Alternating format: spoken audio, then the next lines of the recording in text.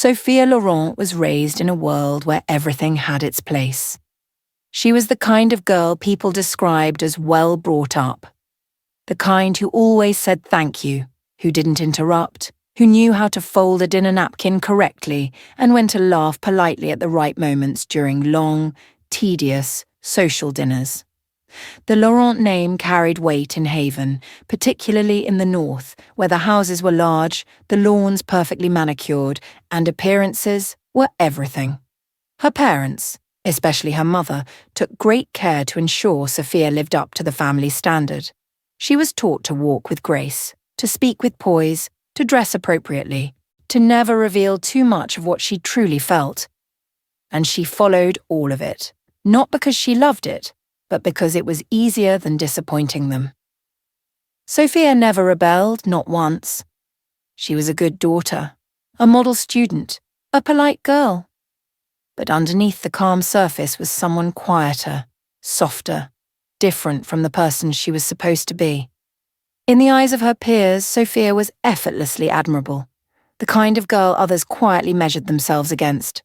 Her friends wore designer flats to school and spent their free time swapping stories about weekend yacht outings, exclusive pop-ups, or whose family had just returned from their third vacation home on the coast.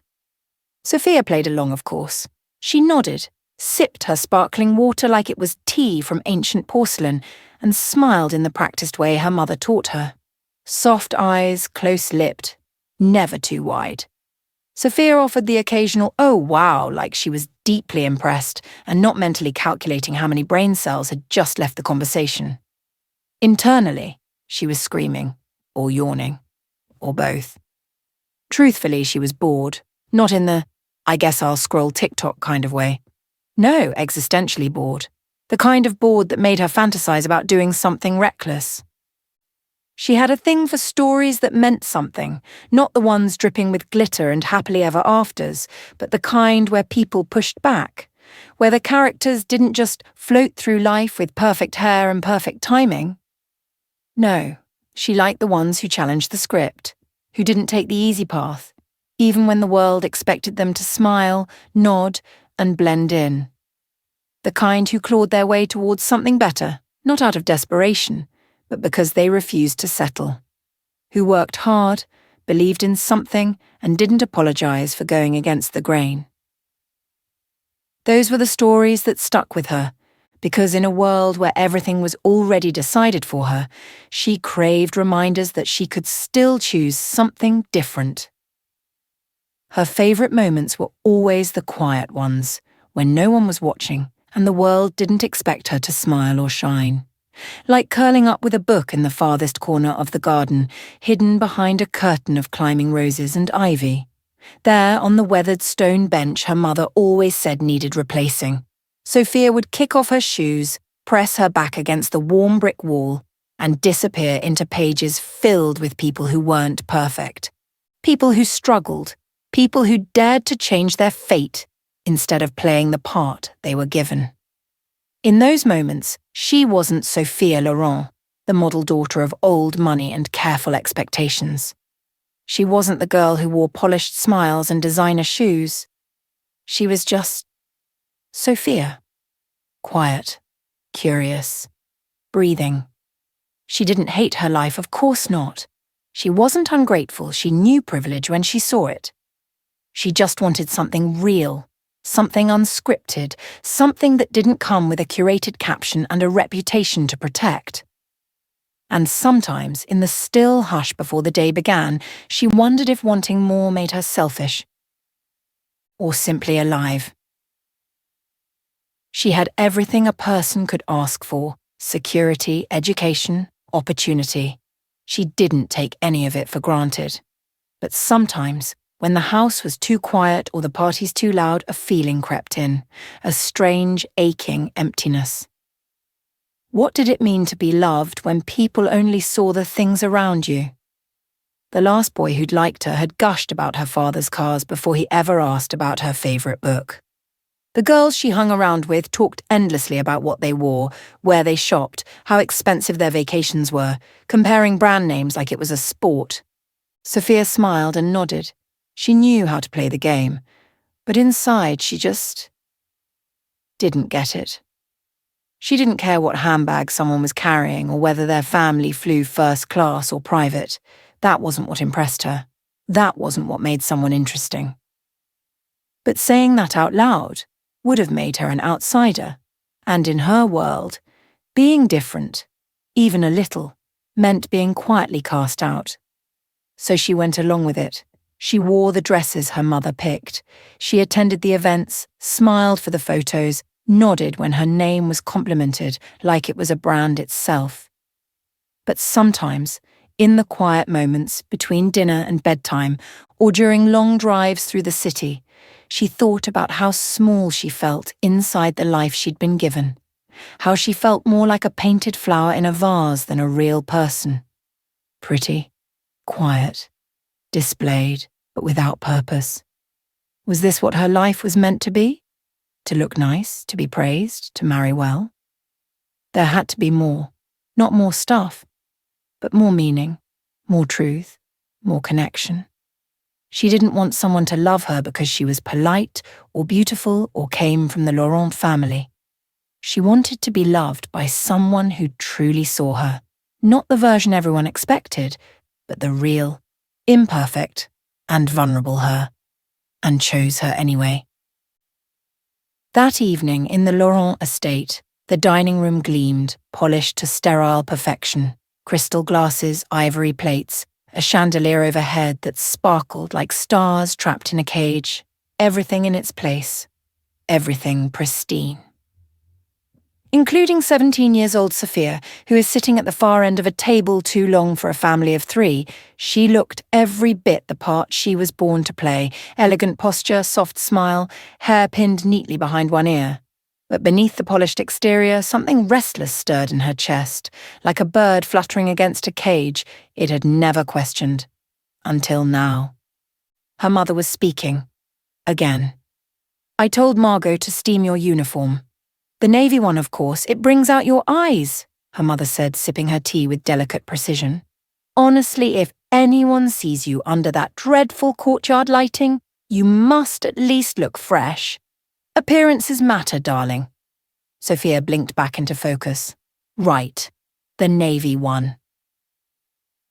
Claire Laurent, always immaculate, tapped her spoon gently against the rim of her teacup. The soft chime echoed in the high-ceilinged dining room like a finishing touch to a performance.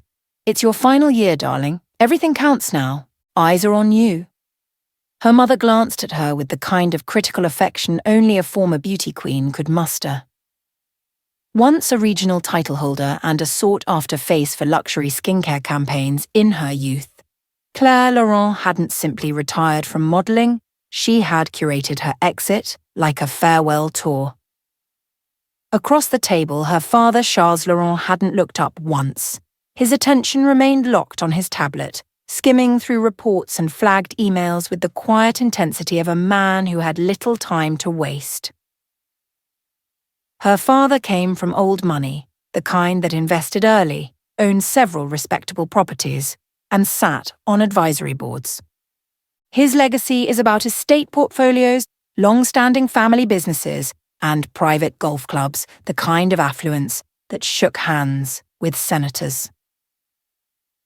As far back as Sophia could remember, her father had always been busy. Even when he was present, his mind remained elsewhere. Business travel, board meetings, partnership talks. But in his own way, he cared. He showed it through provision, stability, and the quiet confidence of someone who believed success could shelter the people he loved. Despite her mother's pressure and her father's distance, Sophia understood something most outsiders didn't. They did love her. Fiercely. Unquestionably. It was just love wrapped in expectations. And maybe that was why she always tried so hard not to let them down. "There's a problem with the Iron Vale Hotel launch," Charles muttered, eyes fixed on his tablet. "If the contractor delays again, we'll miss the tourist season entirely. Months of branding and regional PR down the drain. Unbelievable." Her mother sighed, the sound dainty and rehearsed. "Charles, we're talking about Sophia." "I'm aware." he said absently. I said good luck, didn't I? Sophia's fork paused mid-air, the lemon tart untouched on her plate.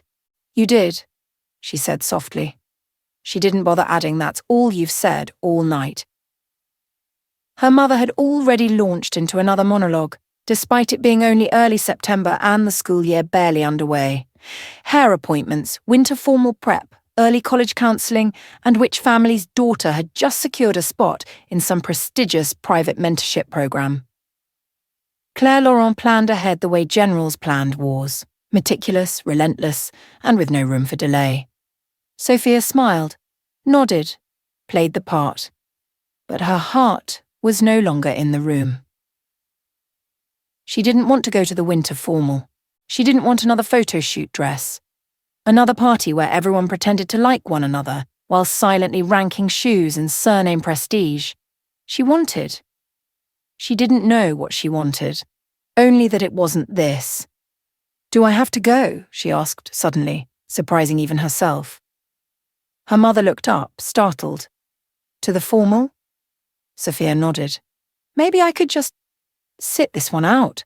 Stay home, catch up on reading. Her mother laughed, light and dismissive. Don't be silly. You're not a recluse, Sophia. You're a Laurent. People expect to see you there. Sophia's throat tightened. What if I don't want to be seen? The room went still. Her mother set her cup down slowly. It's not about want, darling. It's about duty, presence, legacy. You have a responsibility to represent this family, oh, her father chimed in, finally lifting his eyes from his screen. At least let her wear whatever she wants. It's a school dance, not a trade deal. Claire gave him a look sharp enough to cut granite. That's exactly the kind of thinking that leads to social suicide. Sophia stood, quietly, calmly. May I be excused? You haven't touched your dessert, her mother said, her voice cool with disappointment. I'm not hungry. Neither of her parents stopped her as she walked away. Good night, darling, her mother called softly. Get some full rest. It's your first day back tomorrow. Her father added without looking up, do your best this year. Sophia didn't turn around. She just gave a quiet, good night, and disappeared up the stairs, her steps graceful, composed, and heavy with everything left unsaid. Upstairs, in the quiet of her bedroom, Sophia kicked off her shoes and stood barefoot on the cold marble floor. She looked around the room, large, lovely, lifeless. It was the kind of space girls dreamed of. She should have been grateful. And she was. But grateful didn't stop the hollowness. She walked to the window, pulled open the curtains, and leaned her forehead against the glass. Outside, the garden slept beneath a sky veiled in clouds, the same garden where she used to run barefoot as a child, where things were simpler, quieter, realer. Her breath fogged the glass. I'm not a doll, she whispered to no one. I'm not a decoration. And yet, that's how it felt. Admired from afar, smiled at, posed, presented, but never known. Everyone loved the idea of Sophia Laurent, but no one had ever asked who she was beneath the hairpins and smiles. Maybe they didn't care. Maybe they were afraid to know. Or maybe they just assumed she didn't need anything more. But she did. She needed something real. The sun rose reluctantly over Haven, casting pale gold light through the Laurent estate's sprawling windows. The city outside stirred with its usual rhythm. North Haven's quiet hum of polished engines and well-oiled schedules. South Haven's early rustle of workers rushing to make ends meet. Inside her bedroom, Sophia sat at her vanity, unmoving. The navy blue uniform hung perfectly on her frame, pressed to perfection. Every button aligned, her school crest gleaming faintly against the collar. Her mother had been right. It did bring out her eyes. But Sophia didn't feel radiant or poised. She felt choreographed. Miss, your car is ready, came Margot's voice from the door. Sophia stood, tucking a stray strand of hair behind her ear with the same automatic grace she'd mastered over the years. Thank you, Margot. The hallway outside was quiet, too quiet. Her footsteps sounded like echoes from someone else's life. Downstairs, her parents were gone, already immersed in their respective worlds. Her father likely at a boardroom breakfast, navigating meetings and investment reports. Her mother perhaps reviewing charity gala guest lists or micromanaging Sophia's college application schedule. A post-it note from her mother sat on the kitchen counter. Smile. Be brilliant. You represent us. Mom. A deep sigh rose in Sophia's chest, but she pushed it down like everything else. Outside, the Laurent car pulled away from the estate gates and joined the stream of sleek vehicles headed toward Haven Ridge Academy, the elite private institution tucked neatly between the city's opulence and its shadows.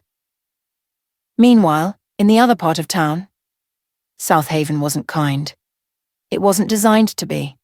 South Haven was the part of the city maps pretended didn't exist, tucked just far enough from the glittering skyline to be ignored, but close enough to feel the hum of what it could never be. The streets were cracked, patched over like old scars. Buildings leaned just slightly, like they were tired of standing. Paint peeled from rusted signs. Corner stores doubled as gathering spots, their flickering neon lights buzzing through the night like anxious hearts. There were laundromats that never closed, barbershops where people came more for the conversation than the cut, and windows barred not just for safety, but for the reminder, you live here, keep your eyes down. Sirens weren't rare, they were background noise. So was shouting, so was silence. South Haven didn't offer promises, just choices.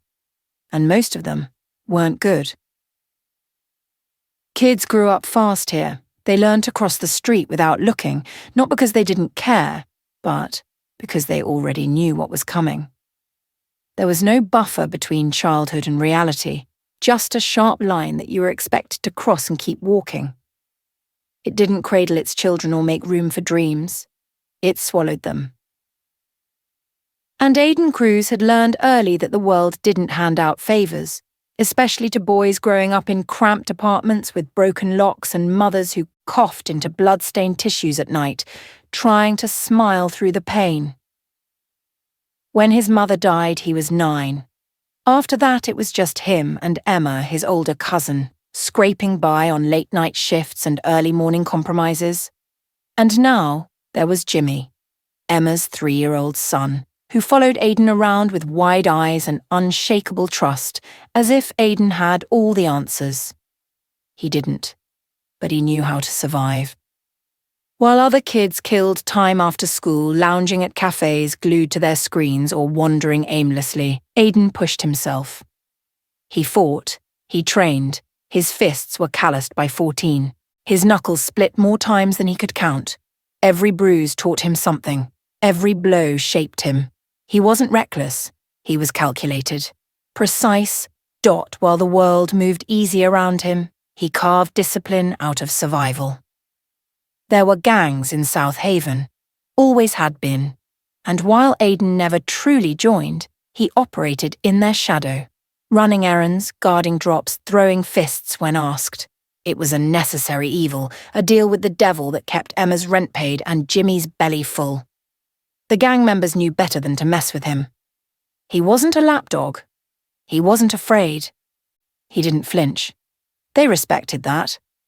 But Aiden kept his distance, enough to stay alive but not enough to belong. He wasn't going to rot in South Haven like the others who stopped trying. He had bigger plans. Smarter goals. Because in the quiet hours when the streetlights flickered and Jimmy was asleep, Aiden studied. He read. He trained. He wasn't just building strength. He was building a way out. And part of that plan, whether he liked it or not, meant walking the polished halls of Haven Ridge Academy, brushing shoulders with the very people who looked down on him as if poverty were a personal failing. But Aiden didn't care about their stares. He'd been through worse than whispers. He didn't need their approval. He just needed time. The sun hadn't yet touched the skyline when Aiden's eyes opened, sharp and alert. No alarm, No gentle morning light, just instinct, honed by years of waking up before the world had a chance to ask anything of him. He sat up slowly on his thin mattress, the old metal frame creaking beneath him. The ceiling above bore a stubborn water stain in the corner, and the lone light bulb hummed faintly, but the apartment was clean, cramped, yes, the kind of tight that made you memorize every inch, but it was decent. And more importantly, it was theirs. Aiden paid for the rent. Every dollar earned through jobs the gang tossed his way, deliveries, errands, sometimes fights, nothing full-time, nothing official, just enough to stay on their good side and keep cash flowing. He hated it. But in South Haven, morality was a luxury. This was survival. Emma, his cousin, his only real family left, covered the utilities and Jimmy's daycare fees.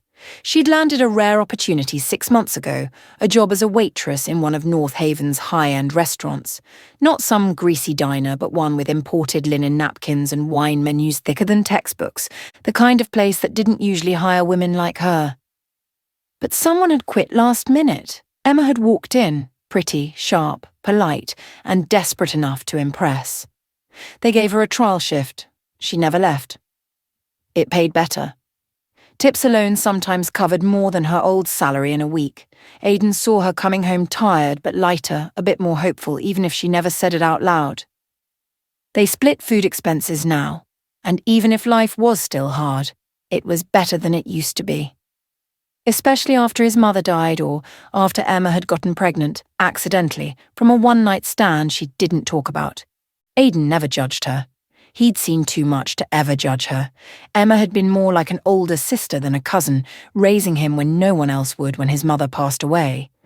He'd once offered to track down the guy, the father. He had ways, but Emma shut it down immediately. "Don't waste your time," she'd said, brushing him off. "It was stupid. I don't even know his name." Aiden didn't press. From what he gathered, she'd been swept up by some rich asshole. Probably someone slumming it for a thrill. She'd been smitten. He disappeared. End of story. But still, they had Jimmy now. That loud, curly-haired tornado of energy who tried to put jelly in the microwave and called every bird a sky puppy. Jimmy made it all worth it. He was the reason Aiden trained, studied, fought, endured. Every day, Aiden worked toward a future where that kid wouldn't have to grow up making the same hard choices. He rose and glanced at the mirror, his reflection worn and unflinching. He pulled on his Haven Ridge Academy blazer, adjusted the collar and checked the clock. He stepped into the kitchen where the smell of reheated coffee and cinnamon toast lingered. Emma handed him a folded napkin-wrapped toast. "Eat this before they serve you those fancy eggs." He gave a half smirk. "Only if it's organic, cage-free disappointment. Watch your mouth, Academy boy." He slipped the toast into his bag. "Jimmy up yet?" "Trying to ride the laundry basket down the hallway?" "Legend. Like his uncle," she said, teasing but warm. He grabbed his bag, ready to head out the door, paused, looked at her. "We're gonna make it out of this, Em." She didn't answer right away, just gave him a tired smile with something fierce behind it. "We already are." And Aiden walked out into the sharp South Haven morning, toward Haven Ridge Academy, toward privilege, pretense. But something was different. There was a flicker in his chest that hadn't been there before, something sharp and restless. Excitement, anticipation. He couldn't name it exactly, and if anyone asked, he'd scoff and blame it on adrenaline or too much coffee. But deep down, he knew the truth. It was her, Sophia Laurent. Lately, something else had crept in. A flicker of interest. A name that wouldn't leave his head no matter how many punches he threw at the bag. Sophia Laurent. He knew the name. Everyone at Haven Ridge Academy did. They walked the same hallways, breathed the same cold, clean air of wealth and polished futures. But that was where the similarities ended. She was one of them. Effortlessly admired, polished, protected, the kind of girl who had her own gravity, pulling eyes without meaning to. Aiden had seen her before a handful of times on campus, always surrounded by the usual parade of nodding heads and fake smiles. Always poised, always perfect, like she'd been ripped straight out of some lifestyle magazine and dropped into a museum of boring. To be honest, he'd never given her much thought, dull as watching paint dry on a marble statue. He liked his woman with a little more fire. Someone who'd show up late to the party, maybe shake things up, not just a perfectly orchestrated ballet of polite nods and Instagram poses. He'd only started at Haven Ridge the previous semester, riding in on a full scholarship after smashing the regional exams as the top scorer. That was his ticket out of South Haven, his shot to change the game. But the rich kid drama, that had never been his scene. But a month ago, everything shifted. Emma came home from her shift at the North Haven restaurant, shaken, pale, but with a look of relief and gratitude in her eyes. She looked worn down to the bones, dark circles under her eyes, her waitress uniform stained with cranberry red across the chest. "Emma?" Aiden asked, tossing his hoodie aside. "What happened?" Emma sighed as she kicked off her shoes. Jimmy, her son, was already asleep in the other room. "I made a mess, literally. Spilled wine all over some rich woman's designer dress." Aiden flinched. He knew exactly what that meant. One accident in North Haven's high-end restaurants could cost someone their dignity, their job, or worse. Emma sat at the edge of their worn couch, eyes distant, voice low but still tremoring slightly. "I thought I was done for. The woman wouldn't let up. Kept going on about how I'd ruined her evening, her dress, her entire sense of dignity or whatever. She was yelling so loud people stopped eating. And I was just frozen." Aiden watched her, fists tightening on his knees. Emma shook her head, remembering. And then, "This girl steps in. Just like that, no hesitation." Aiden raised a brow. "A customer helped you." Emma nodded slowly, then leaned back. Aiden stared. "She just paid?" "Yeah, just handed over her card like it meant nothing. I tried to stop her. I already thought of working extra shifts or something, but she refused and said not to worry about it." Emma paused, swallowing hard. Then she smiled at me, soft, not the fake kind, you know. She looked sincere. "I'm just grateful and lucky to have met that amazing young lady." I asked around after she left. "Turns out she goes to your school, Haven Ridge, name's Sophia Laurent." Aiden's jaw clenched at the name. Of course. Laurent. Even in South Haven, the name carried weight.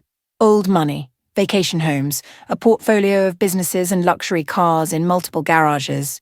The kind of family who never worried about rent or repairs, who thought vintage was a style, not a necessity.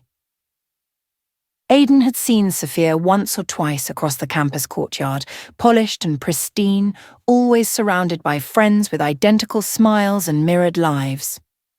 Emma looked up from where she sat, brushing the wrinkles from her apron. Her eyes narrowed as a sly grin crept across her face. "Not your type?" Aiden paused, one brow twitching. "Oh, here we go." He grabbed a peanut from the sad little bowl on the table and popped it in like he needed protein to endure the incoming interrogation. "Not his type?" "Please." Sophia Laurent was the poster girl for everything he avoided. Boring, perfectly mannered, probably said "pardon me" in 4 languages, and had that snooty air of someone who'd never had to check price tags or worry if her uniform still fit next year. She walked like someone who charged emotions to a platinum card, poised, polished, and probably cried once a year during a skincare commercial. Sure, she was beautiful, if you liked your beauty delicate and dusted in powdered sugar. And yeah, maybe the entire school practically bowed when she passed, but that didn't mean anything. Not to him. He liked his women with heat, with a little edge. Women who talked back, laughed too loud, maybe flipped off the universe now and then, not the type who posted filtered latte art and smiled like they practiced in the mirror. "I mean, she's fine," he said, giving the most underwhelming shrug in the history of shrugs. "Pretty, I guess. If you're into that whole live laugh love, but make it luxury." Emma raised an eyebrow higher. "Aiden." He sighed like the world demanded too much from him. Okay, she's hot, but so is a stovetop, and you don't exactly go laying your face on that, do you? Emma chuckled, pushing herself up from the couch. Still, she helped me. That's got to count for something. She walked toward the small hallway and peeked into the room where Jimmy slept, her figure briefly illuminated by the soft yellow hallway light. I'll check on him, she murmured. Aiden leaned back into the couch and let out a long breath, staring at the ceiling. Sophia defended someone like Emma, someone who didn't have to care but did anyway. Damn it! It bothered him. Why? He didn't know. He didn't want to know. But that night, while lying on his bed listening to the distant hum of traffic outside and Jimmy's soft breathing from the next room, Aiden kept seeing Emma's tired smile, and the name Sophia Laurent spinning through his mind. First day of school. Sophia Laurent stepped out of the sleek black town car like she was gliding onto the set of a commercial for luxury handbags. The chauffeur opened the door before she even reached for the handle. Of course. Her mother insisted on keeping up appearances, even if Sophia had offered twice to take the train like a normal person. But no. Heaven forbid a Laurent be spotted doing something so common. She adjusted the soft cashmere cardigan draped over her shoulders and scanned the gleaming facade of Haven Ridge Academy. It was pristine as ever, all polished stone and tall glass windows that screamed future CEOs and legacy admissions welcome. Students swarmed the steps and courtyard, posing, laughing, eyeing each other like they were already playing their parts in some silent popularity contest. Sophia walked through them, heels clicking in rhythmic perfection, face unreadable. Inside, the halls buzzed with low chatter and the occasional burst of laughter. Everything smelled faintly of lemon disinfectant and fresh money. She offered the usual polite smile, returned the appropriate greetings, nodded at the teachers who knew her by last name before first. Her classmates glanced her way with interest, envy, admiration, and the occasional side eye from those who assumed her life was a polished dream. It kind of was, in the way dreams could be stifling. Smile, posture, politeness. She performed each habit like a well-rehearsed routine. But as she turned the corner toward the lockers, someone caught her attention. A figure she didn't recognize at first, leaner, sharper. His presence carried a quiet gravity like someone who had nothing to prove but everything under control. He wore the Haven Ridge uniform, but not like everyone else.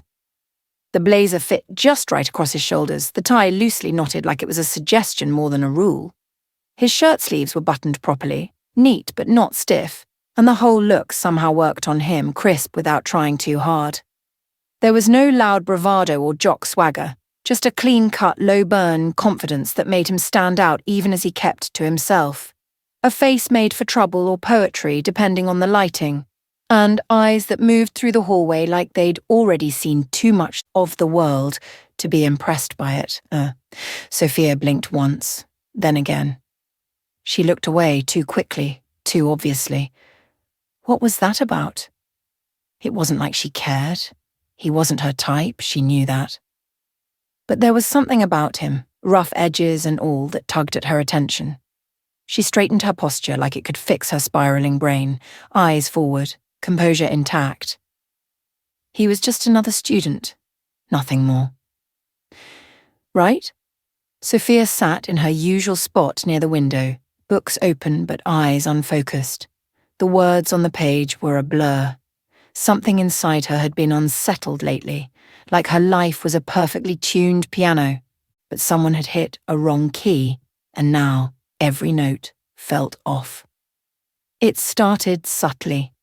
The first few days of the new semester passed in a blur of familiar routines and polite small talk, but then he began appearing, not in any grand, noticeable way. No, it was quieter than that, like a shadow slowly creeping into her line of sight. He was there in the hallways, leaning against the lockers with that easy, unreadable expression. Then by the courtyard steps, eyes half-lidded like he was bored but always watching. even near the library's old staircase, the one she always used, tucked away from the usual student traffic, a place she thought was hers alone. At first, Sophia told herself it was coincidence, just passing glances, but within a week of the semester's start, there was no denying it anymore. Aiden Cruz was everywhere. And for a reason she couldn't quite name, she started noticing him too. Although she'd noticed him before, back when he first transferred in last semester, he had barely registered as more than a passing thought. But this semester, something had shifted. He was nothing like the boys she'd grown up around. He didn't walk the halls trying to impress. He didn't flinch under the whispers or the silent sneers. He sat alone in lectures, but always raised the most incisive questions. He was sharp, magnetic, untamed. And despite the way the girls around her would blush and whisper about him, none dared approach. Not seriously. He was from South Haven. And for North Haven's elite, that made him a beautiful taboo. Sophia told herself she didn't care. Yet every time she caught a glimpse of him, it was as if her breath forgot how to behave. But what irked her, truly infuriated her, was how every time their paths crossed and she just happened to glance in his direction, she would find him already looking. And not in that boyish, bashful way she was used to. No. Aiden stared like he was reading her, like he knew secrets she hadn't even told herself. It was rude. And every time their eyes met, she'd end up the one looking away first, heat crawling up her neck like a guilty teenager, which was utterly ridiculous because, for God's sake, she didn't even like him. But still, she couldn't deny it. Every time she saw him, her heart did that stupid fluttering thing, and her skin buzzed with awareness. It wasn't attraction, no. It was just nerves. Right? Definitely nerves. Which was why, now sitting alone in the library, trying to mind her own business, her pulse betrayed her the moment his voice cut through the silence. A low, steady voice, cutting through the silence like velvet steel. You read the same page 3 times. She looked up. There he was, leaning against the nearest bookshelf, arms crossed, that lopsided, unreadable smirk tugged at his lips. His Haven Ridge blazer hung open over a crisp white shirt, sleeves casually rolled up, tie loosened just enough to say he didn't care for rules, but knew how to wear them. His dark slacks were sharp, but his posture was all ease, confident without trying. And those eyes held something she couldn't quite pin down. Amusement? Intrigue? A quiet dare? She blinked. Pardon me? He tilted his head. You've been stuck on page 72 for the last 15 minutes. I was starting to think it was a really good paragraph. A rush of heat crawled up her neck. Were you watching me? He shrugged. Observing. Watching sounds desperate. Her jaw tensed. He was doing it again, getting under her skin with maddening ease. I didn't ask for commentary, she said coolly, forcing her voice to stay level. Aiden tilted his head, eyes glinting. Funny. I don't remember needing permission. Sophia bristled. Why was he like this? And why was she suddenly hyper-aware of how close he was? Still, she lifted her chin, preparing a sharp retort, something intelligent, dismissive, crushing. But before she could open her mouth, he stepped closer just enough to lower his voice and said, You don't belong with them, you know. You're not like the others. It was soft, unexpected. It slammed into her harder than any insult. She stared up at him, stunned not just by what he said, but by the strange flutter it unleashed in her chest. Her carefully built world, her roles, her expectations, all of it trembled for a second. And then he walked away, like he hadn't just reached inside her and flipped a switch. Sophia sat there stunned, her heart pounding, her face burning. Rude, she muttered under her breath, glaring at the empty space he left behind. Then quieter. And what the hell does he mean I don't belong? She closed her book with a little too much force, cheeks still flushed. Sophia stormed out of the library in a rush of clipped footsteps and barely contained composure, her nerves frayed, her jaw tight, and her thoughts spiralling too fast to catch. "He's so She practically hissed the words to herself, ignoring the confused stares of a pair of freshmen she passed by. Her heels clicked a little too sharply down the stone path, her tote bag swinging like a weapon of passive-aggressive fury. What gave him the right? That stare, that maddening voice, that audacity to say you don't belong like he had X-ray vision into her soul or something. She didn't even know Aiden Cruz. Not really, just fragments gathered from the academy's hushed whispers. Scholarship student from the South, top of every class, and the kind of dangerously attractive that made even the most disciplined heads turn. But beneath the awe and fascination lingered something colder: pity, suspicion, quiet judgment. In a place like Haven Ridge, being brilliant didn't erase the fact that he was poor. And, no matter how progressive the brochures claimed they were, that was still a quiet taboo. He didn't fit in. Neither did she, but that was beside the point. This was her life, carefully curated, structured. And she liked it that way. She chose it. Didn't she? Her feet slowed. "You're not like the others," he'd said.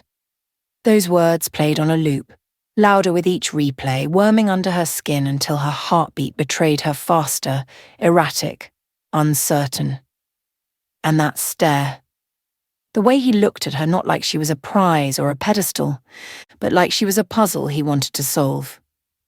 The worst part? She looked back. Every time, even when she told herself she wouldn't.